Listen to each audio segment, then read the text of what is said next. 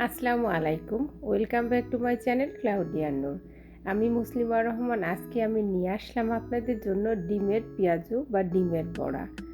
এটা কিন্তু মুরগির ডিম না, এটা মাছের ডিম দিয়ে আজকে আমি তৈরি করে দেখাবো কিভাবে বড়া তৈরি করা যায়। আশা করি আজকে রান্নাটা আপনাদের ভালো লাগবে। আমি আজকে কাতলা মাছ দিয়ে বড়া তৈরি করে দেখাবো। দোকান থেকে এরকম কাতলা মাছের ডিম কিনে নিয়ে আসছিলাম। এইটা হচ্ছে মাছের একটা পেটি, দেখেই বোঝা যাচ্ছে কত বড় একটা মাছ ছিল। এই মাছের একটা পেটিরে আমি তিন ভাগ করে নিয়েছি। এক ভাগে প্রায় 1 কাপের সমান করে ডিম হয়েছে। এই ডিমের বড়াটা তৈরি করার জন্য যা যা লাগবে: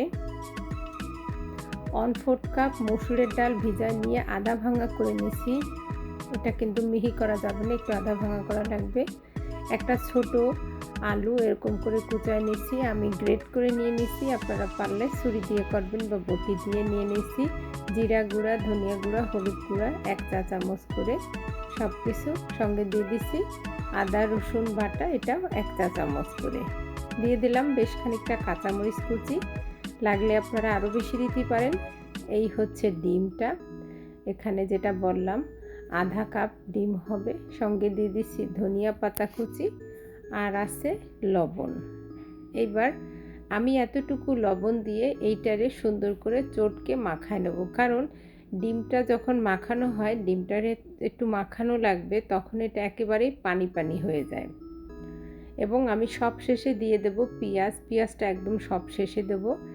এই যে এরকম মাখানো হয়ে গেছে। এখন দিয়ে দিচ্ছি চালের গুঁড়া, যেটা দিয়ে মচমচা হবে, কারণ চালের গুঁড়া ছাড়া মচমচা হবে না, ক্রাঞ্চি হবে না। চালের গুঁড়া দেওয়ার পরে আমি দিয়ে দিলাম পেঁয়াজ। আমি 1 কাপ পরিমাণ পেঁয়াজ দিয়ে দিচ্ছি, লম্বা লম্বা করে কাটা। পেঁয়াজটা দিয়ে আলতো করে মাখাবো, কারণ পেঁয়াজটা যদি প্রথম দিকে দেওয়া হয় তাহলে পানি ছেড়ে দেয়, এটা আরও বেশি পানি পানি হয়ে যায়, এই জন্য পেঁয়াজটা সব শেষে দিলাম। এবার ফ্রাই প্যানে তেল দিয়ে একটু বেশ খানিকটা তেল দিয়ে, তেলটা গরম হলো কিনা দেখে নিয়ে দিয়ে দিচ্ছি সেই মাখানো ডিমের সেই পেঁয়াজুটা।